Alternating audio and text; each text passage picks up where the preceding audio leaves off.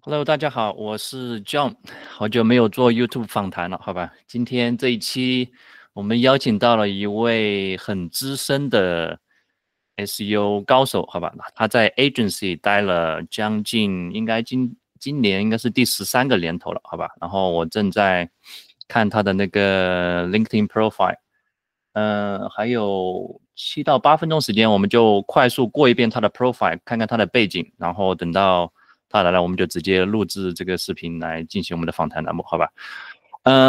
这个人名字叫 Yuri，如果没记错的话，他应该是在美国长大，对，他家人好像是不知道是东欧还是哪里的，好吧？但那个都不重要。应该是来自于纽约，他这里显示纽约地区，应该是来自于布鲁克林嘛，Brooklyn，如果我没记错。我跟他认识应该是去年还是前年，2023年，这么说来应该是2年前了，好吧？对，有一个机会，应该是当时通过网上，应该他也是我们 DC 那个 DC BKK，我之前有报道过，好吧？也是那个 DC 的一员，然后时间关系，我们快速看看他的履历，看着我们就直接跳到那个 experience 这个环节来，好吧？这也是，我觉得挺惊讶的一部分了，好吧？好像还没有见到过一个 SEO 人在过去10多年一直待在 agency 里面，虽然他现在应该是刚刚出来不到1年哦，但在之前十几年能够待在 agency 里面，这种算是比较少见了，而且他的工作履历非常丰富，好吧？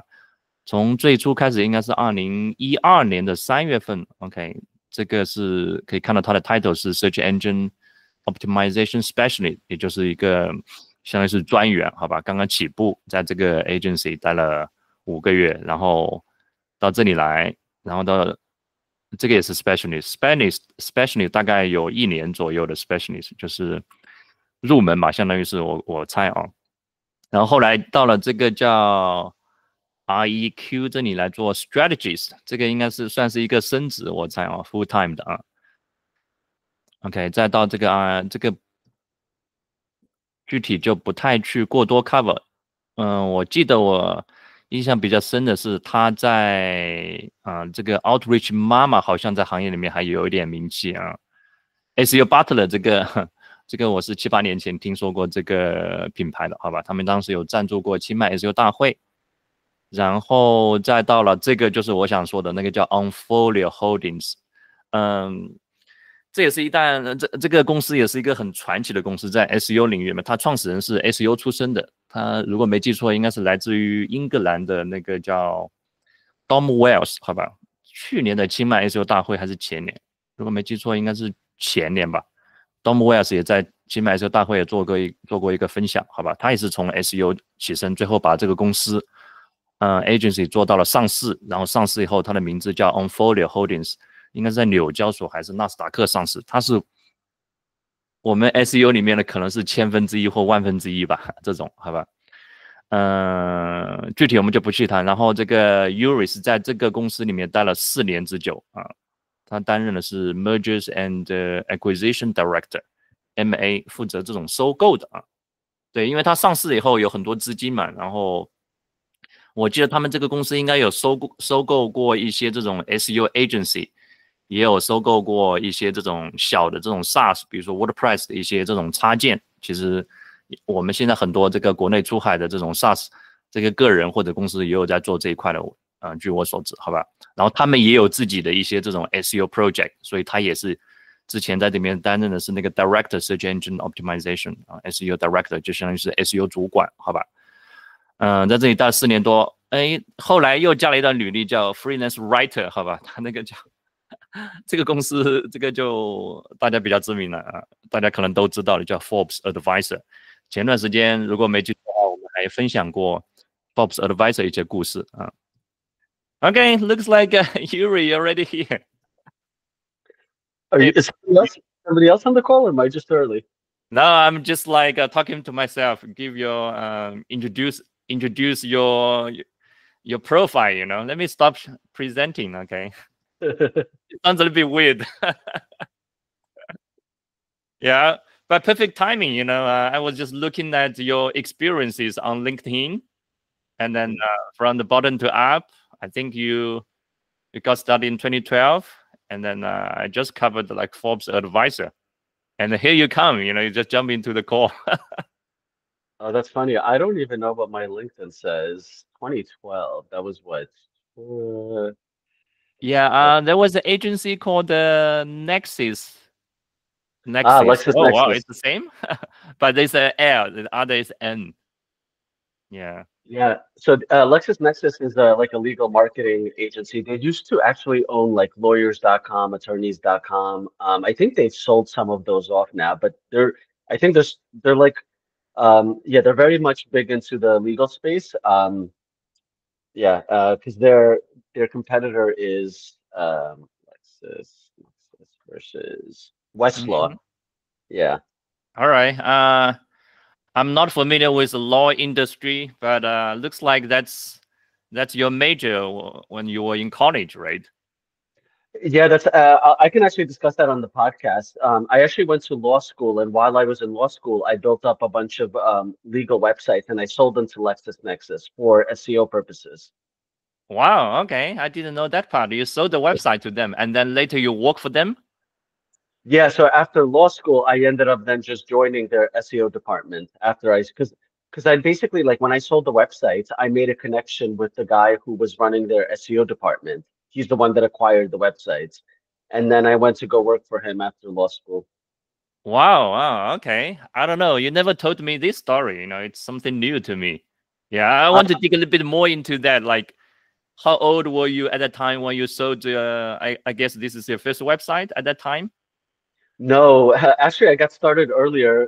I don't know if you, depending on your customer base, and then I had to learn how to like make my own websites so I can continue selling them. And Wow. this was back in the age of like Overture.com, like super old search engines. Wow. Okay. Maybe Google didn't even exist at that time. Yeah, I don't know if they did at that time. It might have been pre-Google days. All right. All right. Then looks like you have more experience than I thought. I was just looking at the LinkedIn profile. Looks like this guy has got like 12-year plus SEO experience working for different SEO agencies. I've never seen anyone in my network who has this kind of achievement. All Uh, right. Yeah. Yeah. So yeah, I'm happy to go through it. I have your list of questions. I've also had a chance to look at some of the websites.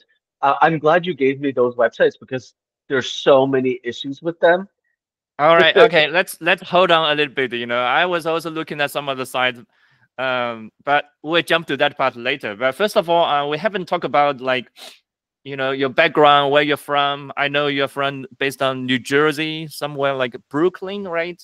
That's where the I Nets, the NBA team, is based. That's what um all I remember about your hometown. yeah, Could I mean you maybe give I us told maybe 20 seconds or 30 seconds intro about yourself? yeah. Do you want me to go like through it now with you before the start? We already started, man. Oh, we started already. Yeah, this is my style. Just I want to like no cuts, just like this. Got it. Yeah, Sure. that's Yeah. why we call it a pod, not like an interview or something like that. Yeah, I'm lazy. Yeah, so I mean, I was originally born in Kiev, Ukraine, and I moved to the U.S. when I was 5. So I grew up in like New York and New Jersey. So yeah, I was a Nets fan, and they actually moved at one point from New Jersey to New York. So I kind of followed them, and I was like a fan during their heydays when they actually made it to the NBA Finals back-to-back years with like Jason Kidd and Kenyon Martin. I remember that it was 2008 and maybe 9, around Yeah, that I think time. they lost to the Lakers both years. Okay, yeah, but Jason Kidd got the NBA champion when he joined the Mavericks, right? That was 2010, if I remember correctly. Yeah, yeah, With and Dirk then I think. Nowitzki. And now he's their coach, right? Or Yeah, yeah, exactly. All right, okay. New Jersey, 5 years old, you moved from Ukraine to US, right? yes, yeah. And so yeah, Okay. I lived I kind of grew up like in the US, and about 6 years ago I actually I started sort of the digital nomad journey. So I've been kind of traveling all over the world since then. Ironically, I'm actually back in New Jersey this week visiting family now. Okay, cool. Yeah, I think we met was like 2 years ago, maybe a bit less. We met online when I was looking for some SEO consultant or agencies, and somehow you replied to my messages on DC. That's how we got connected, right? Yeah, yeah, we met through the Dynamite Circle, and then the first time we actually met was we both showed up to play basketball against each other. Right. Yeah. That was like a couple of months ago, right? We played Yeah, basketball on the here in Chiang Mai University. Yeah. It was fun. Have you recovered 100%? I have not. No, I'm still doing some rehab. Oh wow. Yeah. Sorry to hear that. I hope you can get a speedy recovery soon, man. Thanks. I mean, that's what happens when you get older, right? Everything just takes a bit longer to I heal. know. Okay, let's get back to the topic. We have a load of questions, and I want to spend more time for the live site review. Hopefully, we can go over 3 websites of different types. Okay, Sure. so are you ready? First question. Yep. Yeah, I see from the LinkedIn you have been in the SEO industry since 2012, around that time. So I joined the industry when when it was like 2010. I got my first job, also similar to you as a SEO specialist or SEO assistant at that time.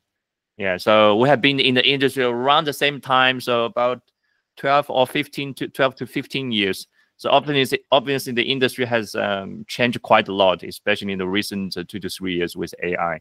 So Mhm. my question for you is, if you look back for the past decade, what are some of the biggest shifts you have seen? And maybe the follow-up question would be, how should the businesses adapt? Sure. I'd say like, because the SEO industry is constantly evolving, but I haven't seen it evolve as much as it has in probably like the past 2 years where everything has completely accelerated. Um, I think what started with, the introduction of kind of ChatGPT and the whole AI space. And then it's continued with all of the recent Google updates trying to now figure out how they're going to treat websites in the AI space. First they said they were like okay with AI content, and then they released a bunch of updates that basically hurt, a lot of the sites that are producing AI content. They've definitely kind of taken a hammer down on like affiliate sites and content websites. Um, I personally would not want to be in that space right now, especially relying on like organic traffic. Just because, I felt this for like a long time. Google does not like affiliate websites. I don't think they see them as providing enough value. They're sort of the middleman between, you know, between like the advertisers and like the end users. And I think that's actually a space where Google wants to be in, right? They don't want third-party sites collecting these like affiliate commissions or being there. They want to make that money themselves. And so I Right? think They they want to sort be the of middleman. They don't want to make it make. Yeah. exactly. And you can kind of tell that even with how they've changed the Google shopping, right? It's now trying to mimic what like Amazon looks like. And so the more and more, because all of their money comes from advertisers, and it's a bit of a risk now because, Google's market share is like so slowly decreasing as user behavior changes. And I think they also need to find new opportunities to monetize the users that they have. But Hmm. yeah, for sure, So I'd say what you're AI. saying, like one of the big shift you have noticed is like Google is becoming more commercial. They want to squeeze more juice from the users, something like that, right? Yeah, of course. And like, but I'd say AI is definitely like the biggest shift that you've seen, right? And now, like, when you go to Google, right, you have this big like AI overviews. You have like maybe local business listings if it's like a local search. By the time you get to organic, it's so far down the page, and that's why the amount of no-click searches is increasing. Hmm. Um, so this is why I think, especially for a lot of businesses, right, they need to have like a holistic marketing strategy. Even if they want to focus on SEO, I still think they need a strategy that encompasses other marketing channels that work holistically together. Because I don't think it's really safe to rely exclusively on SEO anymore. Right. Yeah, totally agree with that. Just now you mentioned about the Google algorithm update. Do you still remember like the Panda update, Penguin was like 2010, 2011 around that time. I mean, I do, because this is like, I think every SEO like sort of starts their journey in trying to manipulate it with, some black hat SEO. So like forum spamming, link building, Yeah, things like that, and where everything was a lot easier. Um, and then, every few years, Google, it's always a cat and mouse game between like SEOs and Google, right? So yeah, yeah. SEOs have Always to be like, catching us, even though we have good SEOs and the bad ones, of course, at that time. Yeah. exactly. But I actually think in the long run, SEOs kind of help Google improve their own algorithms, right? Because we find ways to manipulate it, which means if we can do that, SEOs as a whole can manipulate it. So we kind of force Google to improve their search results in a way. Yeah, I like that kind of thinking. Yeah. And then that's also the reason why I kind of miss the old days of Google, when Matt Cutts was the kind of like a Google spokesman, he was fairly transparent about the Google algorithms, what they like, what they don't like. But with this now, Google seems to be more protective, they don't tell you all the truth. Sometimes a little bit lies there, they don't give you what you want, Yeah. Yeah, I don't think it's little lies. I think they've been lying for years and years. And that's actually why, like SEOs, we know not to believe what Google says, right? Whereas like a customer might be like, "Oh, Google said this." We know it's not really true because like, SEOs are doing their own studies and their own analysis. And then, with the leak of there was like a big Google leak. It was about a year, maybe year and a half ago. A Yeah, lot it of was what last Google was May. Yeah. Yeah, so a lot of what Google was saying, we've realized like they've been lying about, and that's something that the SEO industry has known for a long time. Right. Okay. And then speak again. I want to ask your opinion on this about the power of Google algorithm update. So we know Panda and Penguin at that time, 10 years ago, was like a huge update, right? A lot of website got swiped. Content site farms, link farms, and then 2 years ago there was the famous HCU update, and then I think it's Gail from Authority Hacker. He calls the HCU update the grandfather or grandmother of all the previous updates combined. Do you agree with them or not? Uh, I, I mean, I could definitely see why it says that. I think it's because it had such a huge impact across the industry, and I believe now I'm starting to see that that kind of update is rolling out to other countries. Because usually, like Google's a few years behind in other countries, but now I think that HCU update is rolling out to other countries. Um, but it also makes sense because the internet is getting flooded with AI content now, so they needed another way of kind of being able to detect AI content. I personally don't think it was a good update in terms of what it did for the industry, right? It penalized a lot of small publishers, and all it did is basically make it easier for, because like the U.S. government, has won their antitrust case against Google, and if anything, that's the recent update has only made a stronger case that Google is an illegal monopoly because they're abusing their power this way. Um, but it is interesting to see now them actually going after like larger sites, right? So they recently went after like Forbes. So Forbes lost a lot of Is traffic. that is Forbes your current employer? I see that you list the Forbes advisor in your LinkedIn profile.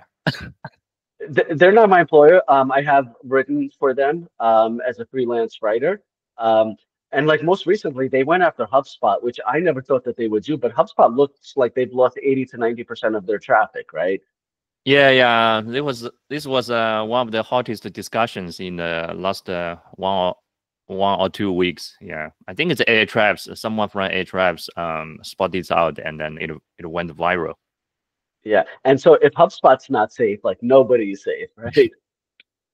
That's true, kind of true. Yeah. So there's no like whether you run a small website monetize with ads or affiliate, we call it the content side, or whether you run a huge, software company like HubSpot, when it comes to content marketing and the SEO, no one is 100% safe from Google algorithm updates. Yeah, Yeah. it's true. And I think especially like, like people in the SEO industry and anybody who kind of stays on top of these trends, it feels like we sort of live like in a little bubble, right? We see what people post on like LinkedIn and Twitter, and we have maybe a different understanding of it. Whereas like a lot of everyday people, like they still use Google, right? Whereas all of my friends, they don't use Google as a search engine anymore. They use like Perplexity or GPT search. Mm-hmm. So it's interesting to see that dynamic. But I do think that overall, like, less and less people are starting to use Google for search. But it's also a generational shift, right?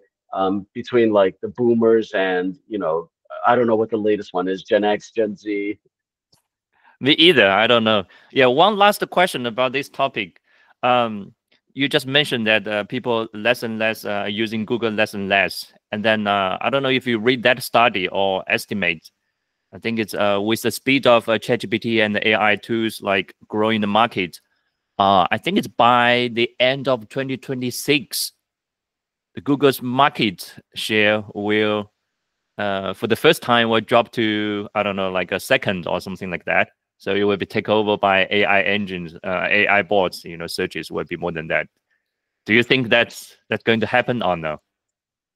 I don't. I No, I definitely don't think so. I think if Google gets broken up as the monopoly, because depending what the government does, I mean there is a major shift that can happen. But right now, I think they still have like a 90% market share. So ultimately, it's going to come down to market penetration, right?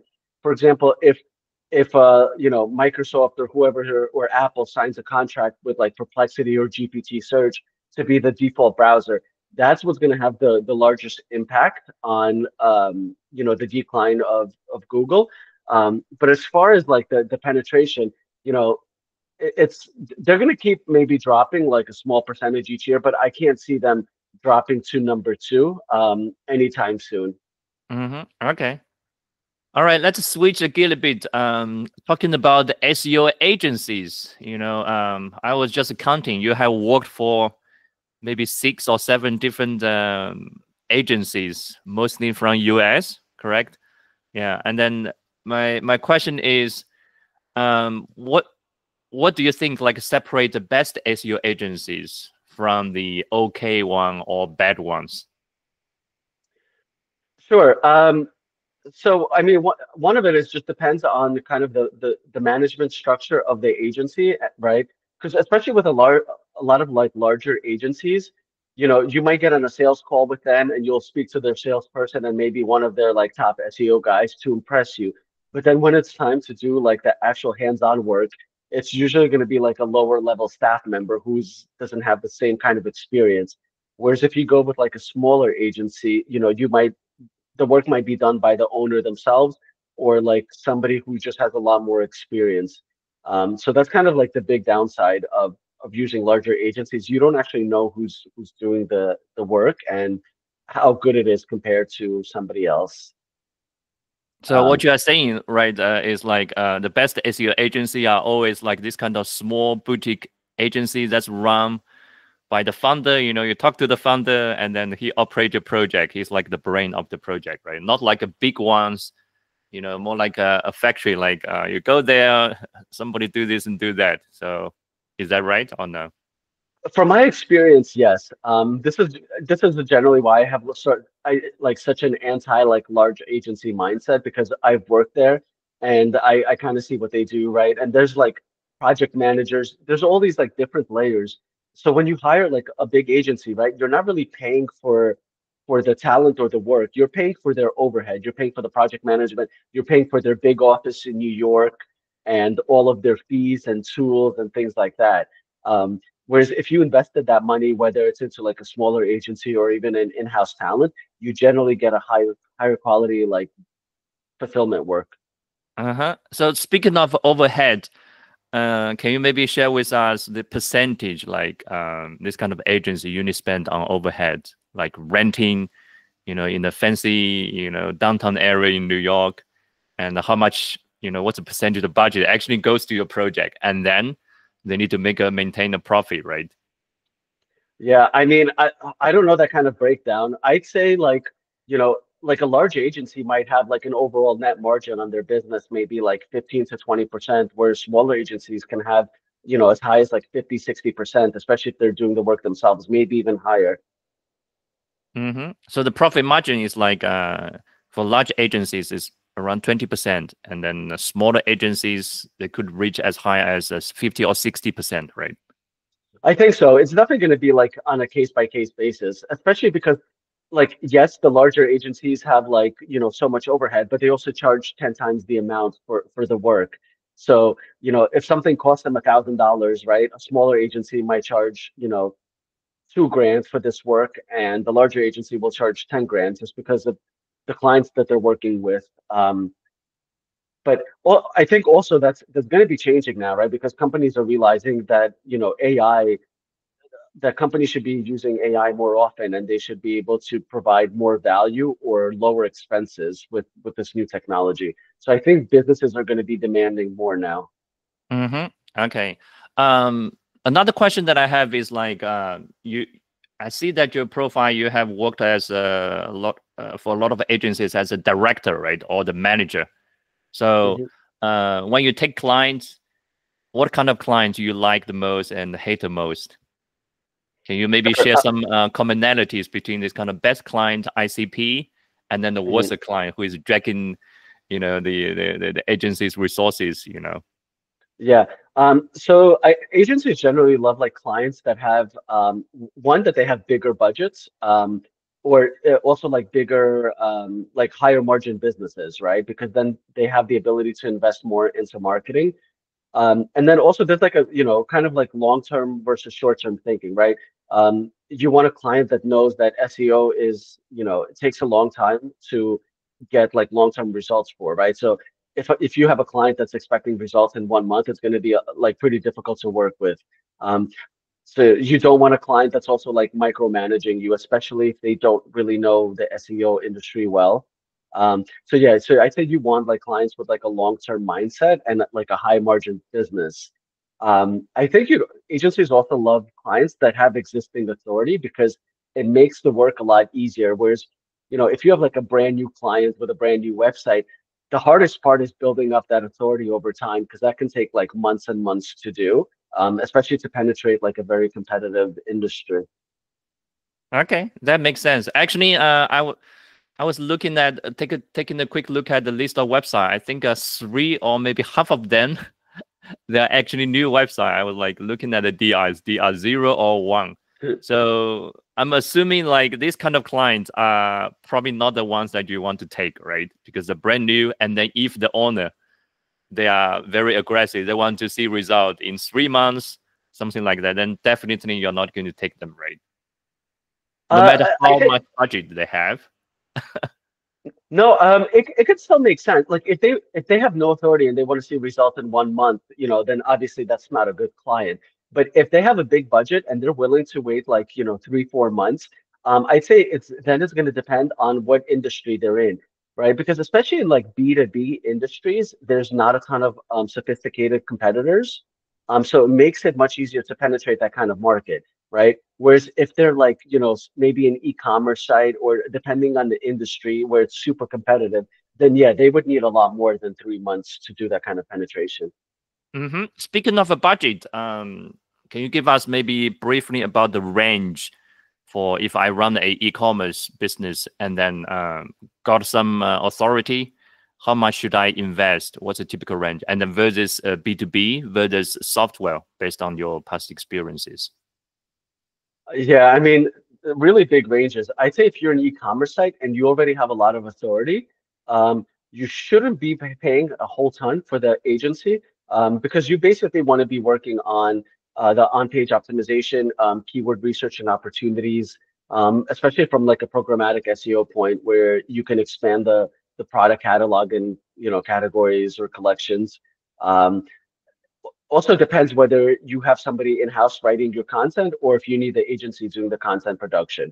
Because if it's the agency that needs to do something like content production or link building, that's going to cost a lot more.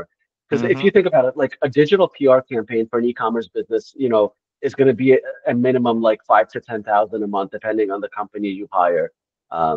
So it kind of depends whether you want the agency to do kind of just to do the consulting and hand holding, or if you need them to do all the fulfillment work. So it's going to be quite a big range there. So maybe we can just switch a question a bit, like based on the clients that you served in the past, what's the medium range of that kind of a budget they spend with you? Is it like between 1 and 5K per month, or between 5 and 10K per month? Yeah, I'd say it's probably in the 4 to 5K per month range. So like larger clients will be maybe like 7, 8 thousand. Smaller ones might be as little as like 1,500 a month. So I'd say 4 to 5 thousand. The Is average, kind of right? the average, yeah. Okay, I think that's in line with what I have found. I have been doing this kind of SEO agency connecting business for like more than a year. I think this month is like 13 months exactly. And then the medium the medium range is like around 5K, I think. Yeah, up to 15K per month, and then the lowest is that I connected is about 2K per month. Yeah, but with 2K per month budget, you cannot really do much stuff, especially if you want to be aggressive in link building. You can only buy get 5 or 6 backlinks. That's it, right? Yeah, so for the smaller like budget clients, like you said, like 2K a month, generally there I'm acting more as a consultant, and they ideally have like an SEO team, a content team, where I can just provide the recommendations and instructions for them to be able to do the actual fulfillment, and I act more as like a high level strategy consultant. Then you're like a SEO advisor, not like an agency, right? Yeah, or like Correct. consultancy. Yeah. Yeah, exactly. But I mean, SEO agencies do like consulting and advisement as well. So Yeah. How much do you usually charge? What's your consulting rate? Let's say per hour, hourly rate. uh, it's 100 an hour. 100 an hour. Okay, that's not that high as I thought. Because given that you have like more than 12 years experience, and then you sold your website when you were even in college, I'm happy to charge you more. Okay. All right. Next question. Let's see. Okay. Speaking of still about the agency and then outsourcing, SEO outsourcing, because I have a lot of blog readers sometimes ask me, I'm about to choose between agency A, agency B, and sometimes agency up to 5. Yeah, I think sometimes they're very confused, especially they have never worked with agency before. It can be a little bit scary and nervous to work with outsiders of your company, right? So my question is, let's assuming I'm running a SaaS web business. It's like a startup. I'm going to outsource my SEO, and then the 5 agencies give me proposals.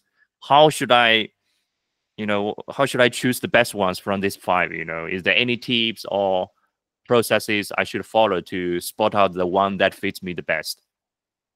Sure. So one, I'd say especially if you're a company that doesn't have the ability to do the hands-on work yourself, right? You want an agency that is willing to get their hands dirty, because there are some agencies where they just give you a list of recommendations and they don't actually do the implementation. So the first recommendation would be find an agency, that is willing to do the implementation if that's something you need. Um, you'd also ideally maybe want an agency that is familiar with the tech stack you're on, right? Whether you're on a WordPress website or Shopify, it makes it easier if they already have experience working with that kind of technology stack. Um, you can also get on the call with the agency, right, and have them walk you through and make sure that this is live, like walk you through the website to show you like where the problems are, where the opportunities. Because sometimes agency will be like, we can get back to you, because then they need to go do the research or maybe find somebody who has experience on their team to do it. And whereas if you have somebody that can like demonstrate things for you live, right, it kind of shows that they have expertise in what they're doing. Um, so you also want an agency with like a pricing structure that you're okay with. So, uh, ideally you're able to test out an agency for like say 2, 3 months without signing any kind of long-term contract. I know a lot of agencies do like 6 or 12 month contracts, which I'm personally not a fan of, just because they might tie you into something and not be able to do the performance or show you that they can kind of get you the results you want. Um, and then ideally, you want an agency that can tie SEO back into your own KPIs. So, if you're trying to increase the leads or the revenue, that should be kind of tied back into the work that the agency is doing. Yeah. Speaking of API, does any agency that actually can guarantee result like revenue? I don't think any agency would go that far where they're going to guarantee any kind of revenue because there's too many things that are outside the agency's control, right? Because like maybe the company is not doing a good job at converting their customers on the phone, or maybe they have other issues with the website and conversion rate optimization. So I don't think that's really fair to tie it into that. But it would be more around like, getting traffic from, bottom of the funnel keywords, things like that. Mm-hmm. Okay, that makes sense because I have been connecting businesses to SEO agencies. I noticed that some agencies, maybe 10 or 20%, they always give you sort of guarantee, like say by the end of month 6 or month 8, depend on the current situation of the client's website. They say if we cannot increase your traffic to a milestone or the SEO revenue, whether it's like leads or actually money, depends on what type of business the client is. Yeah, they give you this kind of like a KPIs. If we don't reach this, then we are able to like provide extra benefits, something like that kind of sort of baseline.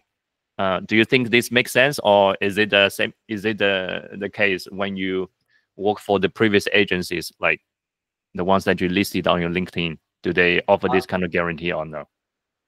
No, I'd say like 98% probably don't offer any kind of guarantee like this. So it's definitely beneficial if you can find an agency that has some kind of guarantee, but there's just kind of too many outside circumstances. Um, but I'd say, yeah, if you can find an agency that has some kind of guarantee, where maybe they provide like an additional month or two of free services that they can hit certain KPIs, that would be great. Um, it also kind of depends on the budget, right? If you're only spending like 1,500 a month on SEO, it's definitely going to be much harder to hit certain KPIs. Whereas if you have like a budget of 10,000 a month. Mm-hmm. So basically, like SEO is unpredictable. There's no way agencies can promise they can achieve this by a certain time frame, right? Even if they do, they're probably lying. Is that what you're saying? Not necessarily lying, but like for example, I've had instances where, I'm doing work for an SEO client and things are going well, like traffic is at the highest it's been, and then a Google algorithm update hits and like traffic just declines 20%. And then you're like, okay, kind of have to like start over. And so, SEO is never like this, right? It's always like, Fluctuations, yeah. I yeah. think that's something that that makes like the sales, like the selling, part that's very tricky, sometimes challenging, because when your traffic go up, doesn't mean that the agency has done a great job in the past 2 months. It could be just like natural, ups and downs. Or when the traffic went down, it doesn't mean that it's because the agency made some big mistakes. But from the client side, when they say this kind of correlations, they assume is all related to the agencies. Yeah, what's your opinion on this? When the client say, "Hey, my website traffic, SEO traffic just went down. Any explanations? Anything that I need to worry about?" How would you usually respond? Yeah, I mean that's an interesting case of always the correlation versus causation. But whether it's like traffic increases or declines, right? I kind of dig into like Search Console and Ahrefs to look at like what was it happening. With some things, it's much easier to see, right? If I build out or give recommendations to build out 50 pages of content, and that content is now ranking and driving traffic, we know it was directly attributed to the SEO work that's been done because it's all like net new work. Whereas, certain increases from, say you're working with a client and, they're always in the news, so they're getting backlinks naturally, you know, Mm-hmm. a lot of their increases might be attributable to work that they're already doing and not necessarily the SEO agency. Um, so that's why it's always good to have like communication with the client. So you're kind of understanding. There are some clients where they're like, they see great results after 6 months and then they get rid of the SEO agency because then they think, they can continue that work or they don't need to do SEO. And what happens is when they stop, their competitors continue to do SEO and eventually the competitors end up overtaking, first place, and the client ends up dropping. Yeah, it's a race, right? Yeah, I think that's something that a lot of clients they don't know is they feel like, oh, the SEO agency or SEO consultant is like a magic who can tweak on something and make Google happy, and then you are automatically ranking #1. Actually, in reality, it's like you are competing with your competitors, right? And then Google is more like the referee, right? Exactly. Yeah. The only way to get instant results is from paid ads, which is where Google makes all of their money from. That's true. Yeah, we're dealing with the same search engine, Yeah. All right. One last technical question about doing the SEO. Before we jump to the life cycle review, because we're already halfway through the interview, 34 minutes already. So when you take a client, SEO client, what's the typical process of create a SEO strategy or roadmap that brings results? Can you maybe just briefly share your experiences and anything related to this? Yeah, so for me, I kind of just like to dive into their website, their competitors' website, the industry as a whole. So I get an understanding of like who their clients are, where they are, what kind of keywords or phrases are they typing in, what kind of content are they expecting to see. So, this is kind of where I do like full keyword research. I do a keyword gap analysis, content gap analysis. I also like to start with a technical audit because I find that's like where some of the biggest hidden opportunities are with sort of minimal effort. Um, and that kind of provides me with a baseline. Once I understand sort of the industry, where the clients and competitors are, and then based on that, I can provide a strategy guideline because it might be that the clients, they need more content and they don't need any backlinks. It might be where, their authority is really low and they already have a lot of great content. Maybe they just need some optimization. So it's that initial review that sort of provides the recommendations for the rest of the content plan. And then do you also like take a look at the client's budget? Based on your analysis, maybe they need the content a lot and a lot of backlinks, but the budget is just so tiny or little. What would you do? Yeah, if they don't have a big budget, I would maybe give them recommendation. Well, it, I could provide like the recommendations for what I think they need, and then they need to kind of execute it on it themselves, whether they hire somebody else or maybe try to find like a cheaper freelancer from like Eastern Europe or something like that. Um, but yeah, it is definitely like a balance between what they need and what their budget is. Okay, so just to summarize, it's like you start with analyze the business, understand the client, the customers, competitors, and then you will do the technical SEO audit, make sure like it's indexed by Google, has no like loading issues, all this kind of stuff, right? And then look at the content and backlinks, pretty much, Correct. right? Okay. Yep. Let's jump to the life cycle review and see how it goes. I already sent you a list of 6 websites. I think it's 6 or 7. Yeah. Now 2 software and apps related, 1 B2C e-commerce, and then 3 B2B manufacturing.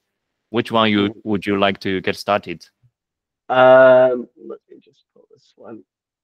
So for the software, I think the first one is called the Nota.ai, right? Yeah, so I looked at that one. I looked at I'm gonna can I share my screen now? Yeah, of course. Okay. So do you see my screen?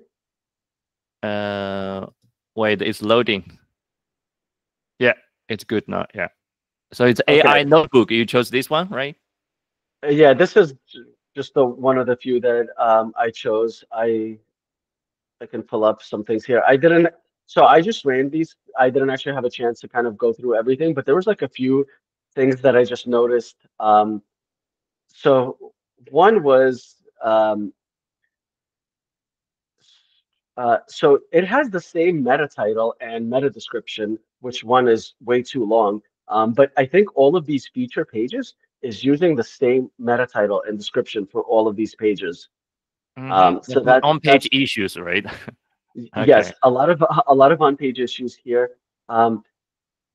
Something I like to do is I like to see what what is showing up in Google's index. So I do this for every site, and then I start dissecting it. And one of the things I noticed here is they have a lot of these, where are these extracts? Is it duplicated pages, something like that? It's these pages. So basically, like, I think it's just like these examples of Okay. like this. And these are not really pages that I don't think they'd want indexed because they're pretty low quality, not a lot of content, and they're also irrelevant to their own site. And so you can see here they have like, maybe 30 of these kind of pages. Wow, it's Um, this kind of YouTube sync, like maybe I don't know, there's some technical stuff going on the background. They realize they are indexed, right? Either that, or maybe they just wanted to show examples of like what their tool does. Um, and then I'll also look at every site. I'll look at their like rope. I'll do this here. Their robots TXT file, and then also their sitemap. Okay, so they're not blocking anything. And look, you can see here they have an issue with their sitemap. So Mm-hmm. it's not rendering properly. Right here. Yeah, for those who are new to sitemap, why sitemap is important for SEO? Can you maybe explain very quickly to Sure. us? Yeah, it makes it easier for Google to understand what pages need to be indexed because it should appear in the XML sitemap. And then you can also assign like a priority to it. So like, the home page is the most important page. That would be a 1. And then it'll go like category pages and like blog pages, things like that. Um, and then so we can also look at like see if they have web pages to diagrams. Um, yeah, I think they really need to improve their optimization. So there's just a lot of things here to improve on that. Um, Mm-hmm. Okay, so uh, on page, some issues with on page. Yeah, obviously SEO yeah, title, description, and then there's some redundant. I wouldn't call it the redundant pages like YouTube, but these pages are kind of like not related to the core business, right? Looks like. correct. And then if you look at their Ahrefs, right, like they have a GR18, only one keyword index, and like this is a big red flag right here. So they have 135 referring domains, but over 13,000 backlinks. So they might have like some site-wide links to like thousands of pages. Um, so I have these group similar women, all backlinks. So there's definitely some issues here. So I need to dive into their backlink profile to see what's going on. Why do they have like thousands of backlinks coming from such few? So this looks like it, right? They have a lot of backlinks from this gptdemo.net. So it might be like a site-wide link there. So I probably, at least in the short term, remove something like that, just because it looks very suspicious, especially from like a brand new website. Mm-hmm. Um, I know this website fairly well because I think they are involved with exchanging backlinks with some other website. That's why it has hundreds, sometimes thousands of backlinks coming from one domains because this kind of site-wide link exchange. Yeah. mhm. I thought I also saw some issues here with the blog post where they might have had like uppercase titles in the URLs. I don't see that now. Um, but like even their URLs, like like I would improve this where instead of like this long URL, it would just be Right. like Yeah. AI notebook, versus Otter. Like this would be my ideal URL for something like that. Okay. So it's their brand versus another. Maybe Otter is the competitor, right? Correct. Yeah. Okay. So you Uh, are. Mm-hmm. Yeah, so definitely like on-page optimization technical issues. This is kind of where I would start with this one. Like they do have like all of this are good, really good like bottom of the funnel keyword type pages where uh they can if they rank for these, a user has a better chance of converting into a customer. This is basically what I call like product-led SEO, Mm-hmm. which is what's kind of common in the industry. Yeah. I don't know if you know their products are actually mobile apps. The direct traffic to go to Mac App Store, Google Play to download the app. Yeah, that makes sense from their call to action right here. Mm-hmm. How about the content quality? I mean, I haven't read their like blog posts. Um, okay, I can tell this is AI written right here. This alone gives it away that this was written 100% by AI. Are you sure 100% or maybe 100, 95%? 100% I'm positive this was an AI generated content. Okay, so you think this is a kind of like a red flag, right? For It's, content yeah, quality. Yeah. and I think at this point Google can, decipher this, and this could be one of the reasons that they're not ranking well is it's just AI generated content. So what should we do when I'm not saying like all their blog posts are like this. So if after auditing, you found like they're all the blog posts are generated with AI without human efforts, what would you do as a as your agency or consultant?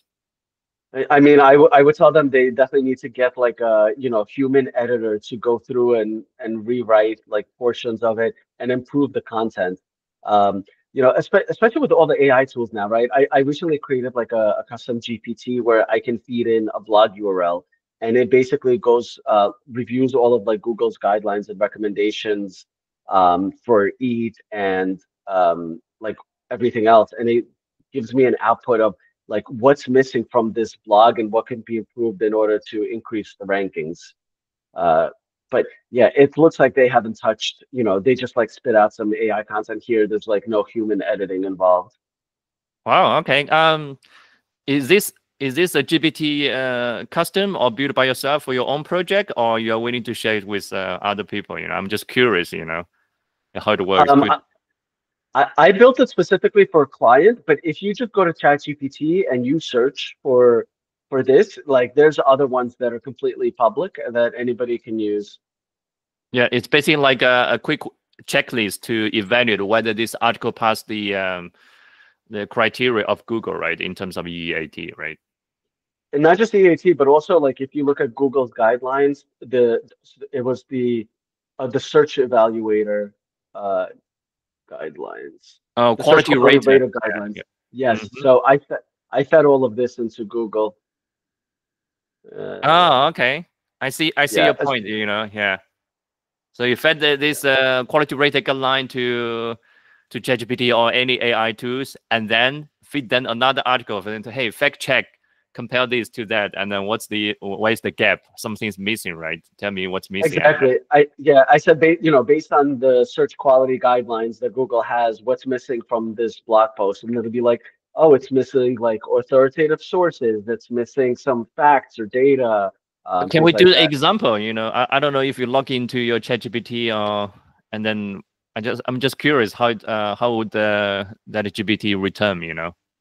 Yeah. Sure. So I can pull up, I mean, I can search for one here, Google, maybe I'll search for Google guidelines, Quality rated guidelines, I think the full name. web content. So, okay, no, quality, Google search quality,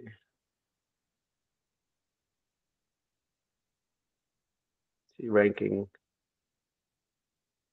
Oh, okay, sorry. This is searching I was searching the wrong thing. Okay, let's try this Google quality guidelines. I see this is search quality evaluator GPT, right? So it would be Mm-hmm. like something like this. And so let's start chat and I'll put in. Maybe the blog article that we just read in today's digital age, something like that. Yeah, this Yes. one.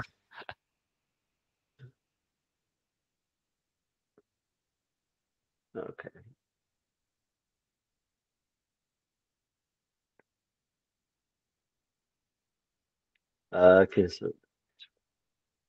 So it's asking for YouTube summarize YouTube videos, something like that, I think.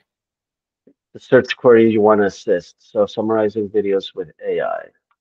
So I'll use that as the main keyword.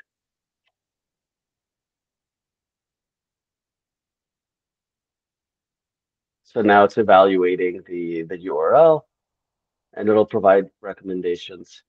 Mm-hmm. But I'm pretty certain if you fed this through like originality.ai or some other AI detection tool, it would come up as 100% AI. Yeah. Okay, so fetching and analyzing this page. Okay. How long does the unit take for this step? Usually maybe like a minute, no more than a minute. This is actually Okay. taking longer than. Yeah, because the quality guidelines, they have like 400 pages, a lot of content to analyze and comparing. It looks like it's kind of stopped. I don't know why it's Why did you stop? Or internet issue? I just letting. I'm moving. Okay, so here's the Okay, there you evaluation. go. See, the article, the video doesn't include Oh, any real experience knowledge. very low. That's a low plus. Wow. Okay. Expertise Authoritative low low. plus. Authoritativeness. Okay. Low. Trustworthiness low plus. Ooh, that's like the lowest. Pretty much. Yeah. So I mean, it's not with all these issues. It's not really surprising that like this company is not seeing any like keyword rankings or Yeah, yeah. visibility. When you take a look at the article, you don't see much human effort, right? Hmm. Exactly. All right, the needs met. The needs met is maybe different. Areas for improvement. Oh, I like this. I really want to improve quality and ranking signals. The page should demonstrate hands-on experience. Check. Okay. Cite authoritative. Wow, actually, these are pretty solid, solid tips that I would recommend. But maybe can you ask them to give more details Yeah, you definitely can. So you can or when rewrite I it? To be that's the laziest yeah. way, to ask GPT to do this. Yeah. So in the GPT I created, I basically gave it instructions to like break everything down, provide like specific recommendations, things like that. But you Okay, can how also much do does like it do you sell it for, or is it not saleable? Not for I sale. mean, you'd have to be a client of mine, and that way you get it as part Okay. of the work. Okay, I like that answer. Okay. All right, let's for this side, let's just stop it here. Let's go to the second one, the B2C website. The I Uh, think it's the e-commerce. It's called what's the name? this this one.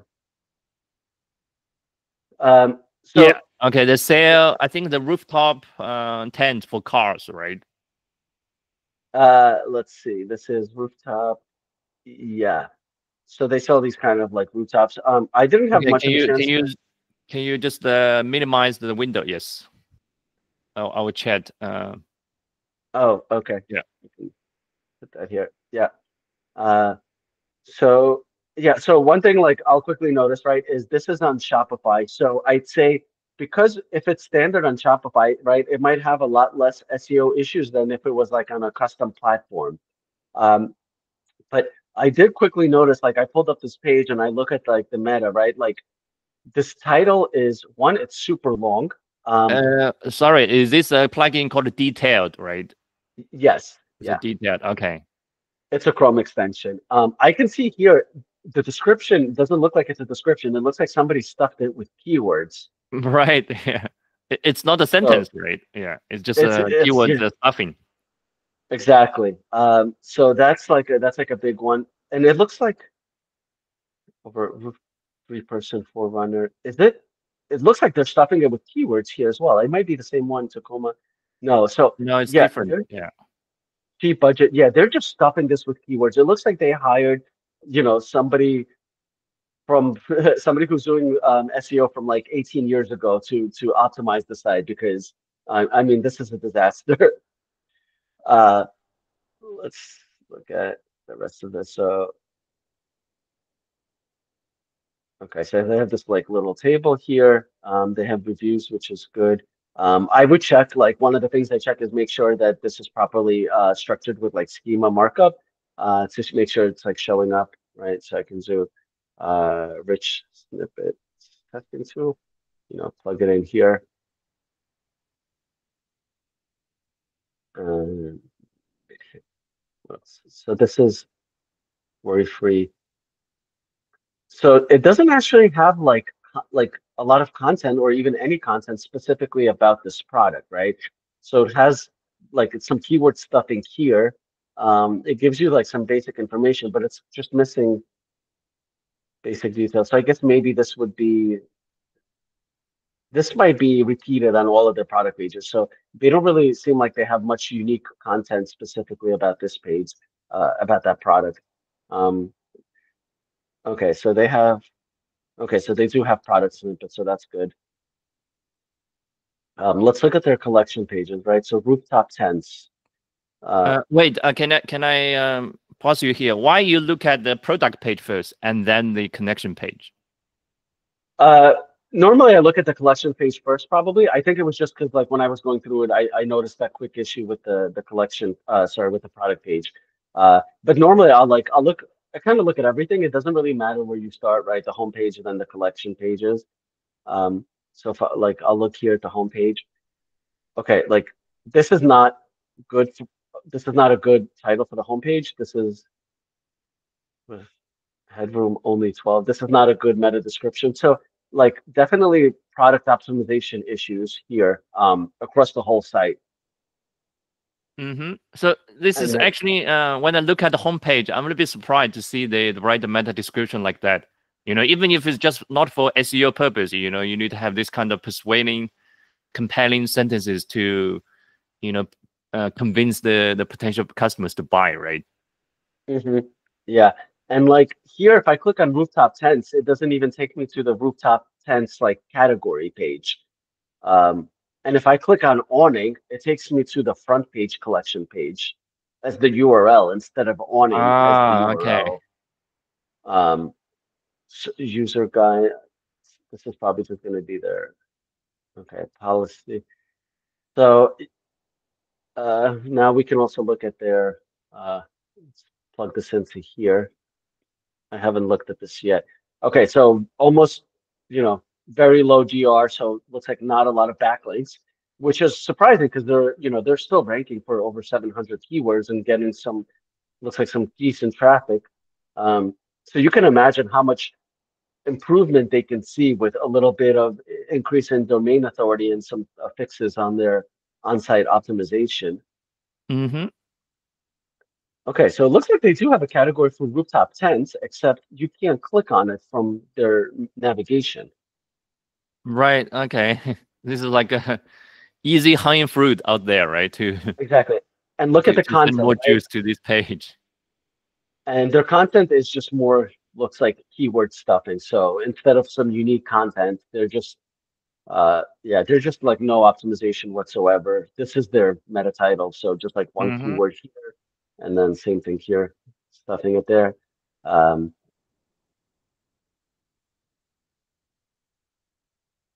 uh, Um, One thing I also like to do is look at if there's any like keyword cannibalization issues, right? So you can do that quickly here.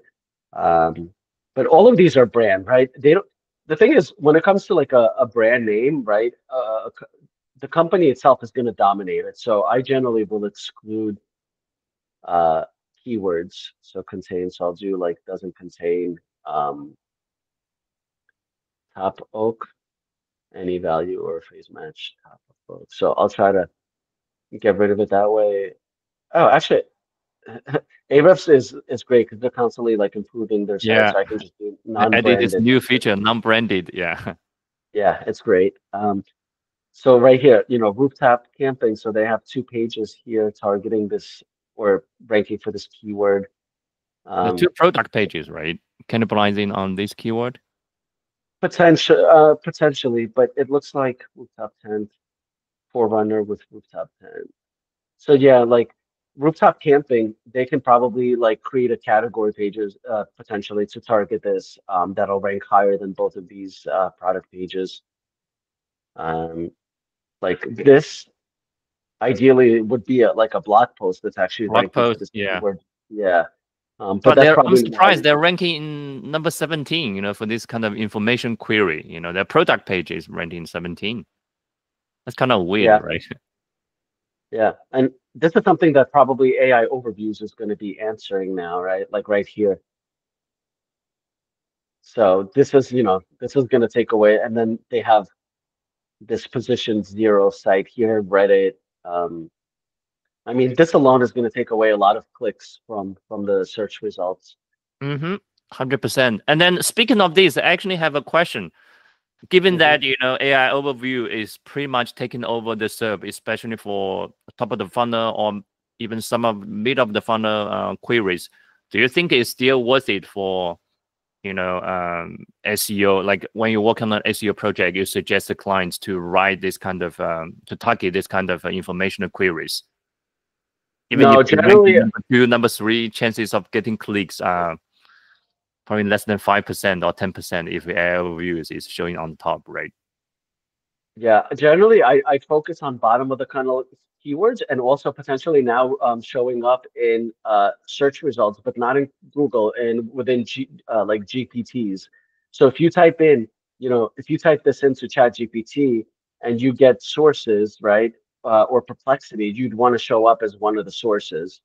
And I mean, one of the best ways of doing that is obviously you also want to rank on the first page for this keyword, but also you want to have like a lot of brand mentions across different websites. I think that's like one of the keys to ranking well in GPTs is linked or unlinked like brand mentions, which is why I say like you need a more holistic SEO strategy now, because when you talk about like brand mentions, right, that's going to probably some type of PR and digital PR strategy. So like Mm-hmm. doing press releases and other kind of marketing channels.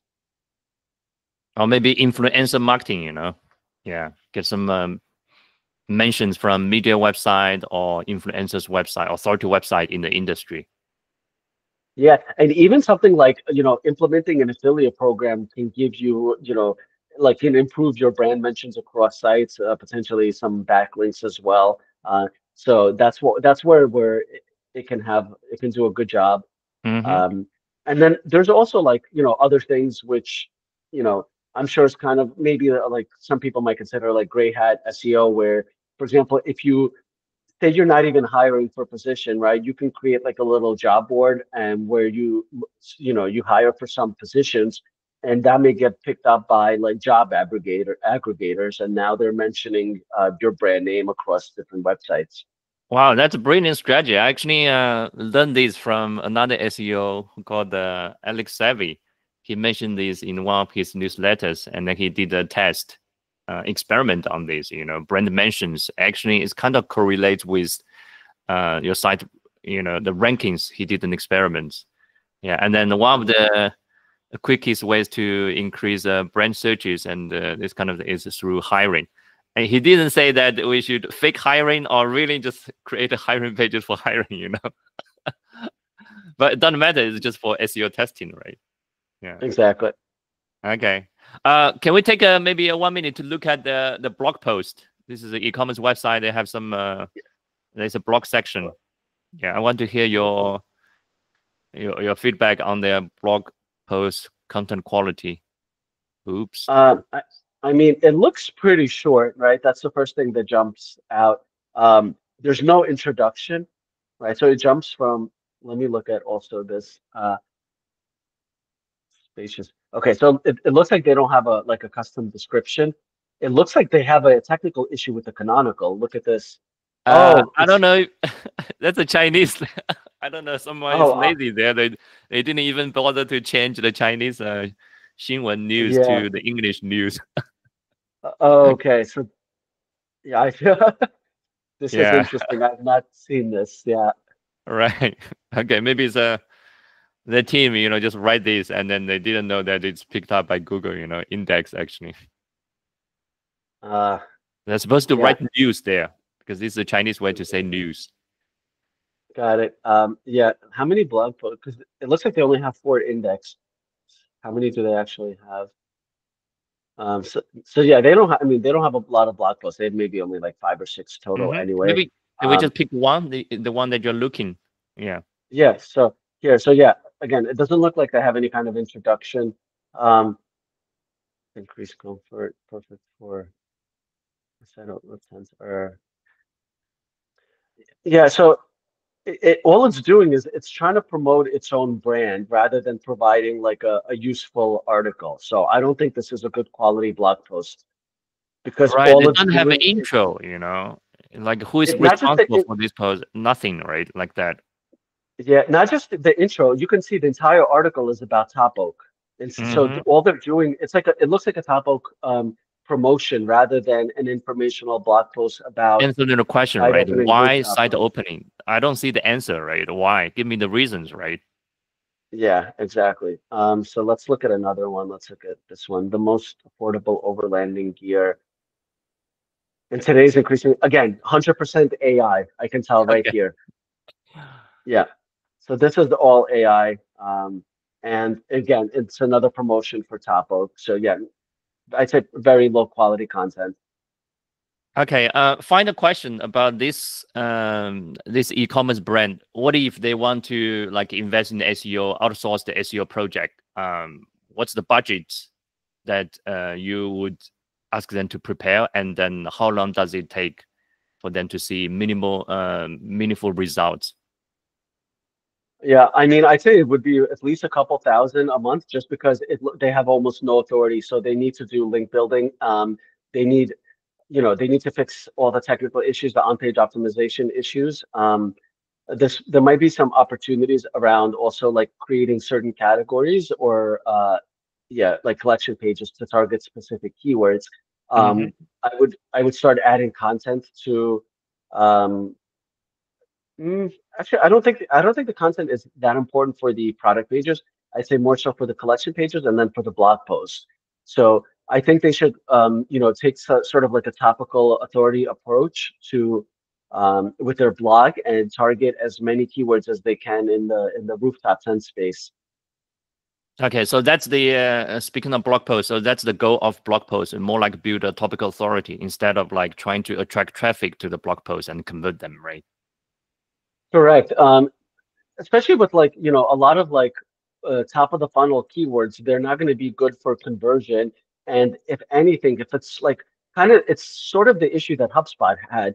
They published like thousands of posts that were very top of the funnel and not necessarily directly correlated to the business that they're in.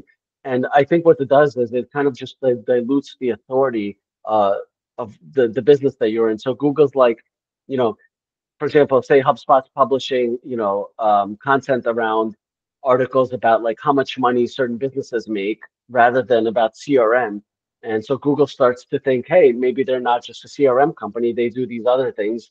And it dilutes their authority because they're publishing now in kind of going too wide of a space. Right. Um, yeah, so it's good to kind of stay focused, especially like for them on the rooftop tent space. Mm-hmm. So they should publish more blog posts related to rooftop tent, or maybe just tent in general, to build that kind of authority, in this niche in the eyes of Google, right? Correct. And like the blog post should actually be useful and not like 100% AI generated. Okay. Speaking of this, do you think AI can actually write a decent piece of content, without using the human writers? Uh, I think so. I mean, I think it's still risky publishing it without human editing, but yeah, there are a lot of like, good AI tools that are used specifically for like blog content.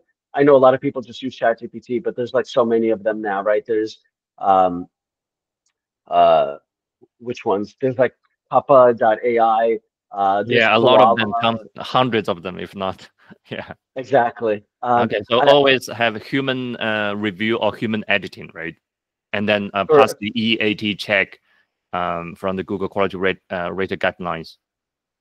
Correct. And then, yeah, because, a lot of these AI tools, they might end up with sort of like a similar output, which is not really going to include like, maybe certain studies or certainly like ideally like this company, right? They're supposed to be experts on the rooftop tent space. So they should have somebody who can add some kind of, you know, expertise to the blog post that AI can't provide because it might be a bit too generic.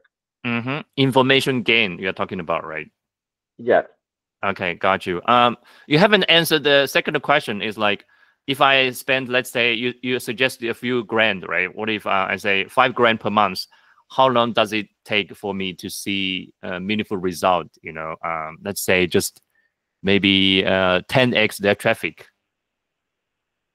Well, I don't know about 10x, but I'd say with Yeah, like right for now minimum it's like less than 1K or 1.5K. I want to reach like 10K in Ahrefs, the traffic. How long should I wait? with 5K per month in budget? I'd say that might be achievable like within 6 months. The other thing I'd say is I don't necessarily know if you'd want to target specific traffic because for all you know, these might be like low volume keywords. So you don't know, you'd have to see what the total available traffic even is. Um, Here, like I mean, we can check on the so it looks like they're actually I'm surprised the volume for their brand names is relatively high. So it looks like they might have, they might be well known in the space from other ways, not necessarily I from think they sell SEO. pretty well on Amazon. Yeah. Okay, that's why. So that would explain some of this. Yeah. But if I look at, so let's look at just the non-branded here. Hearts up. Okay, so there is, some of these are decent volume, 700, 900, but like you see, none of them are like 5,000, 10,000, um, Right. things like that. So, yeah, I'd say definitely, they can like 5x within probably 5, 6 months. You mean the traffic in terms of this kind of bottom of the funnel traffic, like commercial, not like generic queries, like how much does a rooftop tent cost, last, something like that, Yeah, I like, well, the keyword you mentioned is actually a very good keyword. That's, that's probably like middle of the funnel because if you're Googling how much it costs, right, and you land on their website, that might convert into a customer. So I do like those kind of keywords where it's, how much is like product comparison. So I would also, for example, people might be comparing them. We can check actually, right? So we can look at, so top oak, oak. And then I'll do match terms.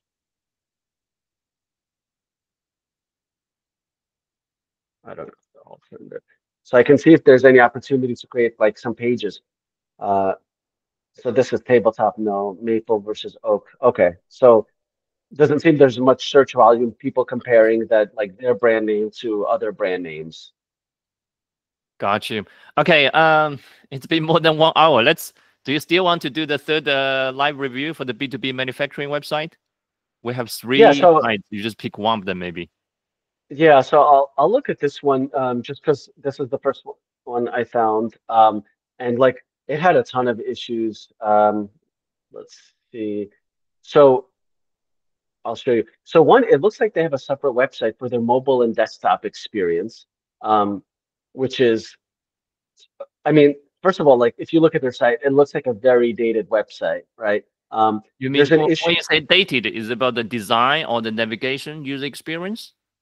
I It's about the design. Like it looks like it was built like in the 1980s, right? Um, 1980s. Wow. Okay. yeah, like you see this issue here, right? Like with this, you see that? Uh-huh. Oh, okay. It got mixed up, So like some overlay here. yeah, there's some overlap. It wasn't built in a responsive way, right? So if I minimize this and I look at like this, it's not It's not responsive, a which is mobile probably friendly. Wow. Okay. This is a exactly. no-no in the eyes of Google, right? You're not even mobile friendly. Yeah. All of like none like you could tell they're using underscores instead of hyphens. They have capital instead of like lowercase letters. They have so they have a completely separate mobile site right here, which is just like a bad idea because there's no reason to do this. Now you have to manage two separate platforms, two separate websites. Um, this is not optimized at all. Like, I, I mean, if it was me, I would rebuild this website from scratch and make it mobile responsive and get rid of these two separate websites because it would be just a nightmare to manage. Not just for SEO, right? A better website also converts well, right? It converts well. It also saves on resources, like having to work on one website than two websites. Mm-hmm. Um, okay, so it's like a brand new website. There's almost no DR. Um, if I look at, let's see, Prada, Open Frame Touch. So there's no content for these category pages. there's so it looks like this is maybe a subcategory. Again, the URL is really bad, not optimized at all. This looks like a breadcrumb. Look at this Yeah. in their title, The no SEO title is description. even not optimized yet. Yeah. Yeah, nothing. So like you can tell that this was built like without SEO in mind, and just like almost no best practices with this kind of website, um, which is surprising because it looks like maybe it's a new website that was built recently, and like hopefully they didn't pay a lot of money for it. Mm-hmm. Okay, how about backlinks and the content? So obviously they have a lot of technical SEO related issues, mobile friendly, even like a design has a lot of room to improve, right? So these are all Mhm. like a one-time technical fixes that we can do. How about the content and backlinks? Okay, let me just check. So they have something in robots. Do they have an XML file? Uh, okay, so they okay, so you can see here they have weird characters in their URLs. Um, do they even have a blog? Let me see here. News. Okay, so that's career culture. That's I don't know about. if they Yeah. yeah, so like this is their news. And I don't think they have like a blog How section about for just like the services page? We can take a look at maybe one of the services page because this is a B2B manufacturing website. They they offer product and solutions. So maybe just yeah, one of so the their product services pages. page, Yeah. yeah, the services page are going to be under solutions because this is just like warranty and support. So this is kind of their services here, right? So I'll click on like healthcare. With an ongoing in the number of patients healthcare are burning with more and more data on a regular basis. It's like an AI. It looks like written This by AI. Yeah. well, this looks more like a blog post than a category service page. Mm-hmm. Patient checkup at patients, allowing them to identify. So like I don't think this is like ideal as a category page. Also it just takes up so one, they have this across their whole site, this section, which just takes up a lot of real estate, right?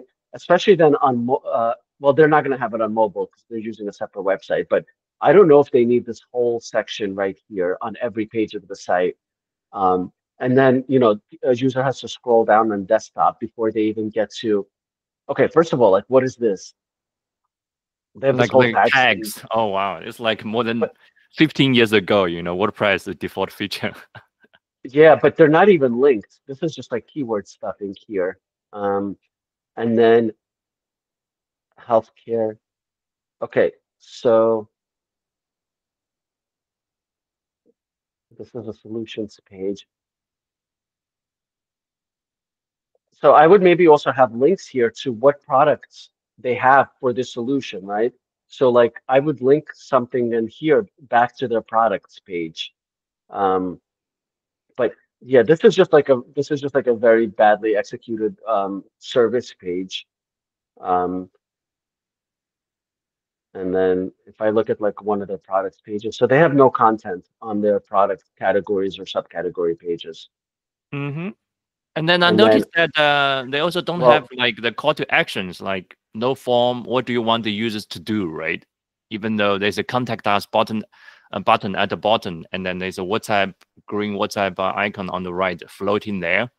But yeah, in the main content area, there's no call to action, right? So what do you want the users to do, right?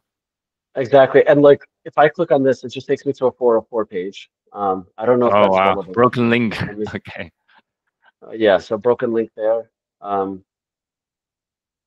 okay, this at least works. But again, this is aluminum bezel monitor.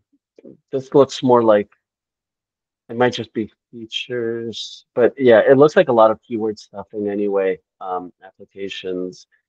And so this is like the overview. So it's just like a very short description with some bullet points. Um, and then again, no optimization here. I'd be surprised if this is even an H1 tag or if they even have one.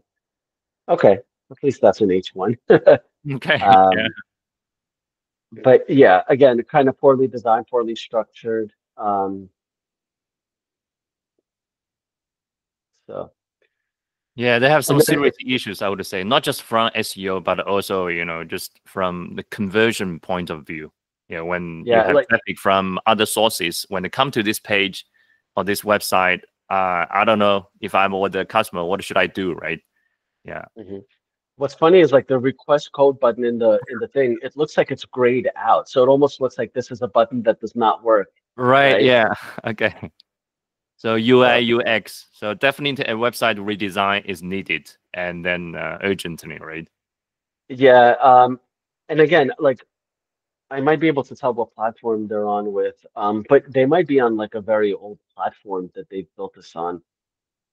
Uh, CMS, or maybe this is custom. I mean, this might have been like on a custom platform that they built this, which is why like doesn't have like SEO friendly features that It's you a would expect PHP. Yeah. any modern CMS to have. Right. Okay. Let's. Can we jump to the backlinks? Yes. They So don't have a blog section, right? So we actually, can they see might here do. Okay. I was so looking at the they top only have pages. Okay. 14 referring domains. So I'll look at hold on, I'll look at one per domain. So they just yeah, it looks like almost like no link building that they've done. Um, uh, link domains. So okay, no. Okay, so it looks like they have this is the big one. They have a lot of links from these guys for some reason. es.to, something like that. Oops.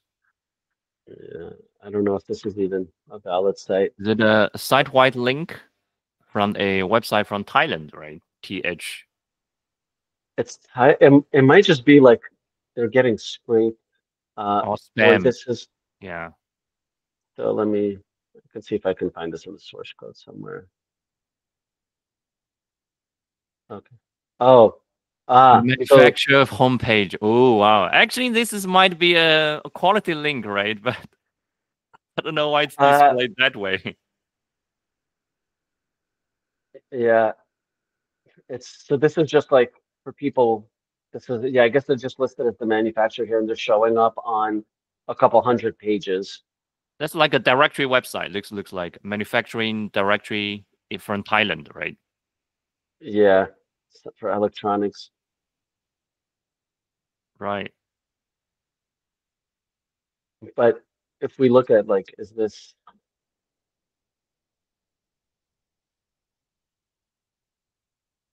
Actually, okay? not that So bad. Yeah.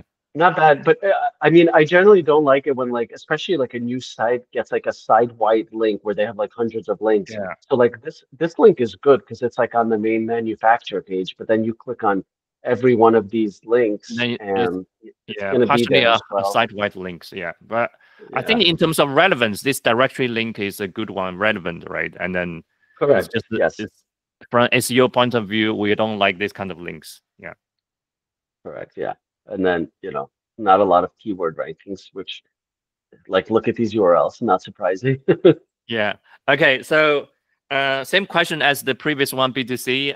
If I'm the owner of this website, I want to outsource this project. How much would you charge, and how long should I wait to see some meaningful SEO results? Yeah, I mean, similar to the last one, I'd say probably, in the like 4 or 5 thousand range, because that will get you like content and backlinks. But again, this is it's hard to answer those. I also would want to do again, research on this industry, this company, their competitors. What keywords are we trying to target before I could even give a price quote? Because it's hard to know how competitive this is going to be. Because it also looks like they're technically might be competing with consumer websites because they're Mm-hmm. targeting similar keywords. So we'd have to understand, what better keywords we can go after in order to get That B2B customers. that's a good point, right? You're targeting like a manufacturer wholesale in bulk, not like selling one by one, right? Exactly. And the way that like this is all structured now in terms of like what keywords they're targeting looks like they would be competing with B2C companies. Right. Yeah. They need to do like keyword research, Yeah. Hmm. Okay. Wow. Okay. Almost 1.5 hours. Okay. I kind of feel like it's when it comes to site review, we're going to like spend a lot of time on that. Okay. Oh, okay. Really appreciate the time to do this live site review. Even though it's the time is limited, but I also picked up quite a few tips here and there. Yeah. Yeah, no problem. Yeah. Cool. One last question before we wrap this up. So, 12 years in the agency, I noticed that your latest job is not related to agency. Why made the shift? What made you to decide to finally, agency life is done. Now I need to chase something else. Yeah. What's the reason? What's the motivation out there? I just enjoy working for myself a lot more, so I decided to go kind of the consulting and freelance route. I think there's going to be a very huge shift in the agency world that's happening now. It will continue to happen because of AI evolution, right? I think a lot of smaller agencies might actually end up going out of business because now they're finding that certain AI bots are or AI agents are replacing some of the things that the agencies were doing. So I just thought it was best kind of for myself for the future to work directly with the clients rather than through agencies because I feel like I can provide more value that way. Okay, got you. And then given that you have worked in agencies for like 10 plus years, it's actually very natural for you to take clients by yourself, right? Without the agency as the middleman, you're working from behind, and then the agency take all the credits, right? Exactly. Okay. And then in terms of travel plans, how many countries you have been to? I'm just curious. Oh boy, I don't really keep track, probably like 30-ish. Yeah, I mean, after here, I plan on going back to, Southeast Asia. So I'm flying into Bangkok. I'll go to Vietnam for a bit. Then, China for a couple days. But I will settle down in Bali for a few months starting in late March. Wow. Okay. So right now you're in the U.S. and then the next is like pretty much Southeast Asia, and then what's next? Europe or Africa, maybe? No, I actually spend, I think, most of my time now in Southeast Asia. I have done Europe in the summers, like 2, 3 months in Europe. But I really just prefer Southeast Asia. Okay. Or any productivity tips you want to share? When it comes to travel and then work on the go. Anything like that you want to share with us? I mean, I recently just installed Pocket, so this way, like instead of reading blog posts, I can have it like read to me, right? So I can listen to it at the gym. Um, I just listen to a lot of podcasts when I do certain things, like at the gym. Um, I use AI to kind of help me with everything now. So I'd say if Summarizing they're not AI, summarizing books and something articles. like even YouTube videos, right? I'll put in a YouTube video that might be like 3 hours long that I don't have time to listen to, and I'll have it give me like the key points and discussions. Wow. Um, Okay, that's a good point. Maybe someone will use your tip to summarize our video. It's that's right now one possible, and a yeah. half hours long. It's turning into a Joe Rogan podcast right now. All right. Okay. Fair enough. Yeah, I've heard many people do that. Yeah, I'm trying to do more of that, but I'm still like a little bit traditional classy when it comes to reading. I still want to read the whole article, even though I probably skip the intro and then the outro. Just get to the point. Yeah. Yeah. Okay. Cool. Yeah. One last thing. What are you doing right now? What are you working on right now? How can people connect with you? I know that you have your own like consultancy, maybe boutique SEO agency, right? Can you tell us a little bit more about services and how we can work with you or contact you? Yeah, so I kind of work with in all different industries, right? So I work on B2B, SaaS, e-commerce. I'd say those are kind of my sweet spots. I no longer really work on content websites. And I I do a don't lot of I don't think there will be content website need SEO at this moment. very true. So yeah, I do anything from, hands-on work to consulting. I work with some clients who have their own SEO agency, but maybe not necessarily as experienced, and I Mhm. provide like recommendations there. But yeah, I'm happy to also just like answer any questions somebody one might have. They can reach me on my LinkedIn. Just look up my name there. Great. So the best way to connect with you is LinkedIn. You don't have I think you don't have a website for your business yet, right? Correct. I mean, thankfully, I get a lot of clients from like referrals and word of mouth, which is always a good sign that things are going well. So that's kind of how the lead generation works right now. Wow, that's the best. You don't need a website. You don't need the SEO. You just word of mouth is the best way to catch more customers, right? Yeah. So you can just Yeah. focus more on delivering and doing the work instead of like spend on doing business development and marketing, right?